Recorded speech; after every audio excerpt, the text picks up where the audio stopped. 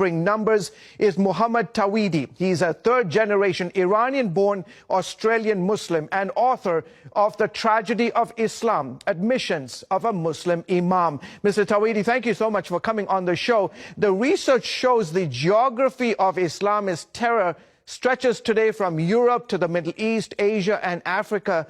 How do we combat the scourge of radical Islamic terrorism? Greetings and thank you very much for having me on.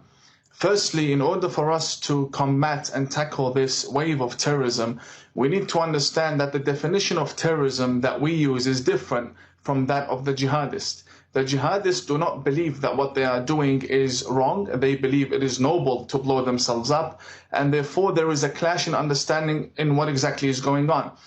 Firstly, they do not need an actual government or a geographic location to establish a caliphate. They target areas with weak intelligence and governments that are paying attention to other issues such as political correctness, and they infiltrate and drive their agenda in these areas. The world saw new images of ISIS leader Abu Bakr al-Baghdadi this week as he warned followers that the battle of Islam against the Crusaders is a long battle, he said.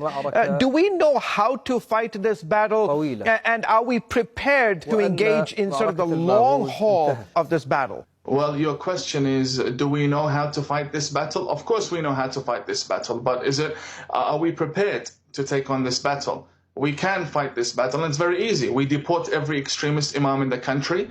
We cancel visas of people coming in from Iran and Saudi Arabia to preach hatred in this coming month of Ramadan to the West.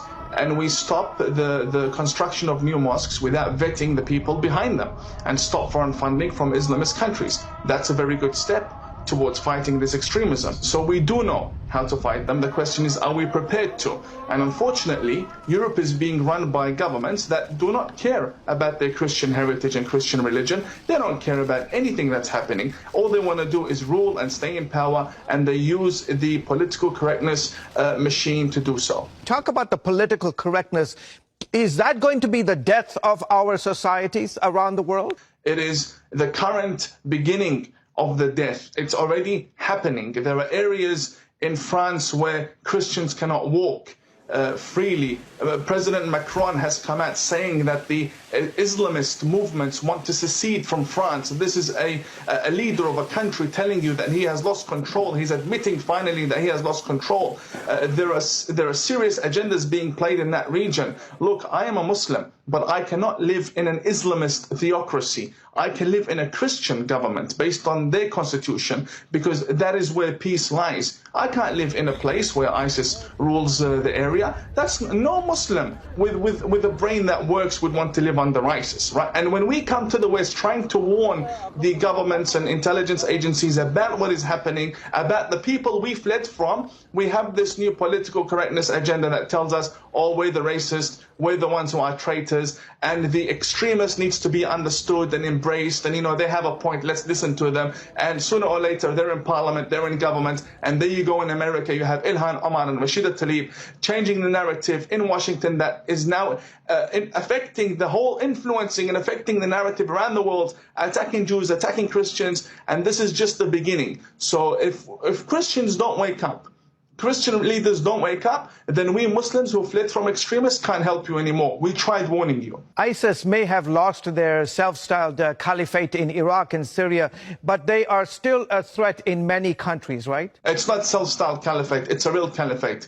They have announced a caliph, and they have an army, and they have a mission, they have an agenda, and they have a lot of influence, and they have politicians in the West that love them, and they have people who lead organizations, not-for-profit organizations in Australia that refuse to condemn them. They have an agenda that is widespread in different names. It is a well-established caliphate. Let's be real about it. We are fighting a real caliphate. We're not fighting a so-called caliphate. This is the true extremist, Islamist, militant ideology that is taking over our lands and our countries. And you see, with one attack, they took 300 lives in Sri Lanka, injured over 500 people. This is not a so-called caliphate. This is a caliphate in action, and we need to treat it as a caliphate in action, take it seriously, and drive them to the ground.